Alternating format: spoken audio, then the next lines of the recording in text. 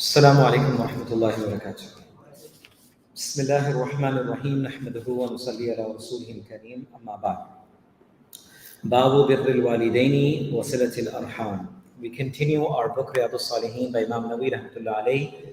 This is the 40th chapter of the book, and the chapter is with regards to respect and dignity towards our parents and joining of blood relationships. And the hadith for tonight is when Abdullah bin Amr bin al-As radiyallahu anhuma قال أقبل رجل إلى النبي صلى الله عليه وسلم فقال أبايعك على الهجرة والجهاد إلى آخر الحديث. It's a bit longer hadith, so we'll go directly to its meaning. Abdullah ibn Amr ibn al-As radiyallahu anhu reports, and this hadith has been reported both from al-Bukhari and Muslim. So Abdullah ibn Amr ibn al-As radiyallahu anhu reports, قال أقبل رجل.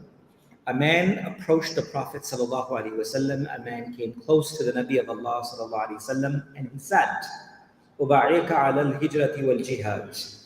O Prophet of Allah sallallahu alaihi wasallam, I want to take bay'ah, which means I want to swear allegiance. I want to pledge my allegiance on your hands that I want to do two things.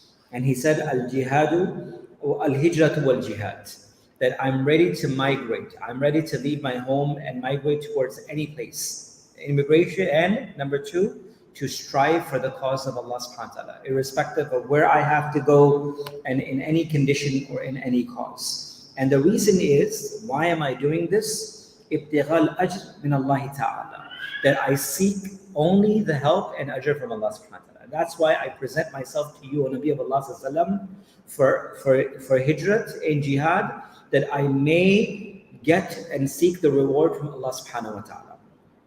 While hearing this, the Nabi of Allah sallallahu alaihi wasallam looked at him, and subhanAllah, this is something so amazing about the Prophet sallallahu alaihi wasallam, was that the Nabi of Allah sallallahu alaihi wasallam dealt with every individual according to his or her condition and halat.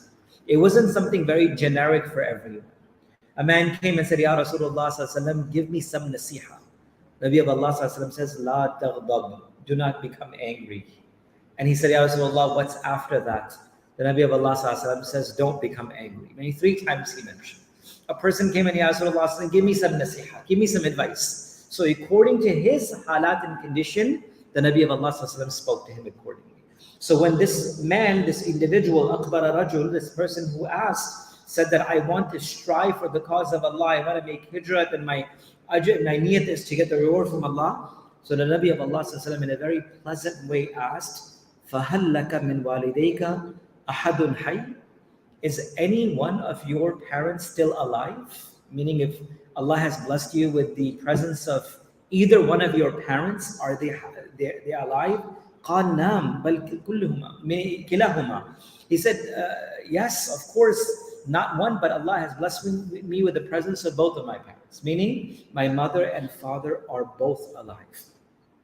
Well, he gave this answer. Then the Nabi of Allah says, فَتَبْتَغِي الْأَجْرِ مِنَ اللَّهِ تَعَالَى. Are you looking for ajr from Allah? Meaning, is this the ultimate goal, that Allah be pleased with you, rather than what people think of you and what people will gauge of you? Are you sure that your real niyyah and intention is to please Allah and get the reward from Him? فَتَبْتَغِي الْأَجْرِ مِنَ اللَّهِ تَعَالَى.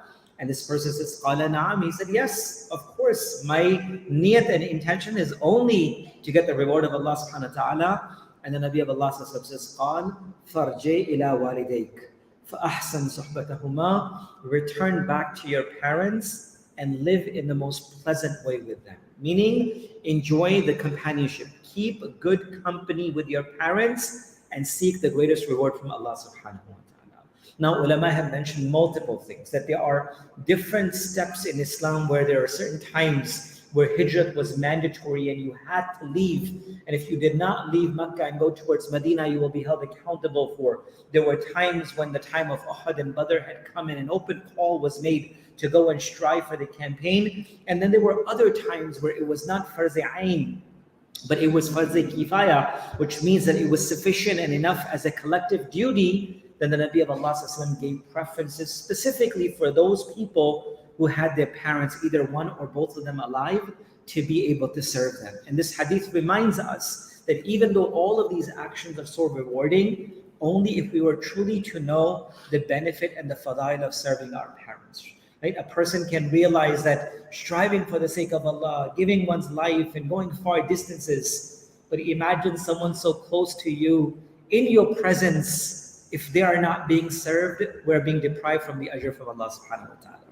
A lot of time a person aims for big things, but does not realize that there are things very close to them that can get them much greater reward in the eyes of Allah subhanahu wa ta'ala, right? And sometimes it's our own family members, sometimes it's our own parents, it's our own siblings, it's our own family and our own children, our own community that sometimes deserve more than we are actually neglecting from our lives. So going back to this particular hadith reminds us that inshallah for all of us to go back, renew our intentions, reconnect ourselves with our families, and especially for those who have their parents, try your best to keep the most excellent companionship for the time that Allah has given you for their suhbah and their companionship. May Allah allow us to practice in our lives, inshallah. Subhanallah wa bihamdi.